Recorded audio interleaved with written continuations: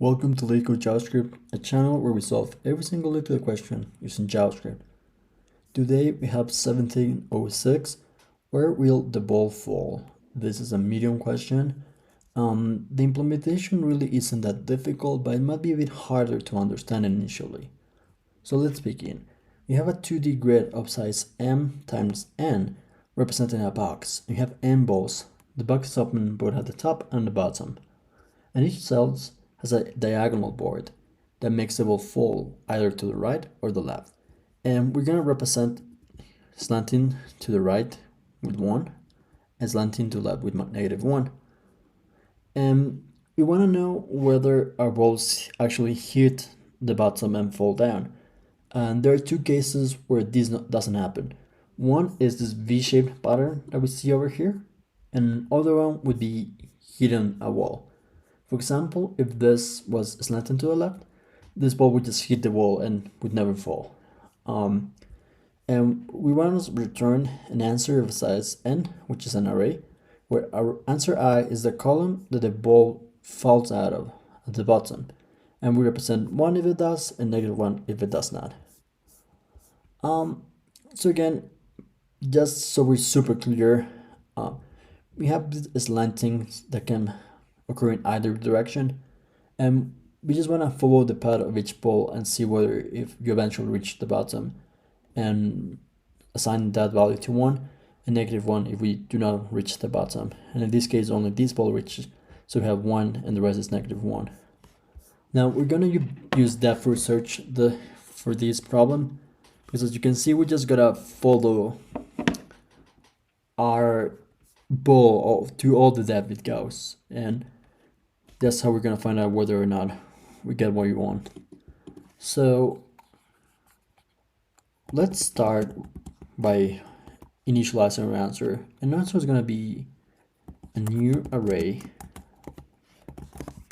of size grid 0 dot length, and that means how many columns there are. And since this is numeric, we're gonna fill it with 0. It's something you do in JavaScript because it's not initialized to any particular value at the beginning. Now we need some sort of depth first search. Let's actually create an inner function for that. Could simply do something like const depth first search. And how are we gonna do that? We are concerned with I and j as the coordinates, and there's nothing else that we're concerned with. Given the grid that we already have, we just want to know with I and j. And when is it that we actually reach the bottom? Well, that's relatively simple. We reach the bottom when I is equal to grid.length, meaning we reach the bottom when we find I is at the last row. And in that case, we just reach the bottom. And in that case, we can return j or we can return 1, doesn't really matter. Now, we gotta check when we actually have either a collision or a B shape. So if j is less than 0, or j is greater or equal to grid0 that length, well, in that case, we're just going to return -1. Meaning, if we hit a wall in either side, we just return -1 because we know we're not going to find the end. Now, here's when it becomes maybe a bit more complicated. We're going to do this for both sides. And we start with ij, if that's equal to 1, meaning if it is slanting to the right. Then we're going to, if that's the case, we're going to check whether j plus 1 is less than grid0 that length, essentially double checking we don't hit any wall. And then we do and grid ij plus 1, because if we're slanted to the right, we're gonna drop down row, but we're also gonna move 1 column to the right, so it's gonna be I, and then it's gonna be j plus 1.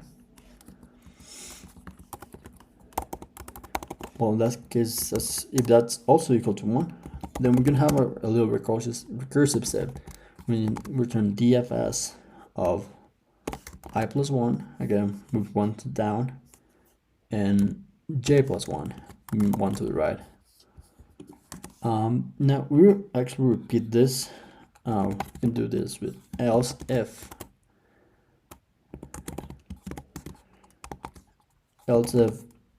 agreed I j that's equal to -1, meaning if it's slanted to the left, and j minus 1 is greater or equal to 0. If we slide to the left and we don't hit the wall, and grid I and j minus 1 is equal to -1, then we're gonna return the fs of I plus 1. That's gonna be 1 down, and j minus 1, that's gonna be also 1 to the left, which is j minus 1. And in every other case, we're gonna turn -1. And the reasoning is relatively simple. We simply check whether we have a space to go down, because if these conditions do not apply, that also means we have a V-shaped pattern. In that case, we cannot go down because we just get stuck there. Now, once we have a def results function, the rest is super simple. We're going to do a for loop. We're going to use the j to iterate, so let's start with j equal to 0. And j is going to be equal to grid 0 that length. And we do j plus plus. And now we're simply going to assign ans j to dfs of 0, comma j. And what does this precisely mean? So we're iterating through the first row, essentially. And we're also always going to start at row 0, and we're just going to be dropping from 0, both in column 0, 1, 2, 3, and so on and so forth. So that's where we place 0 here, and the j there.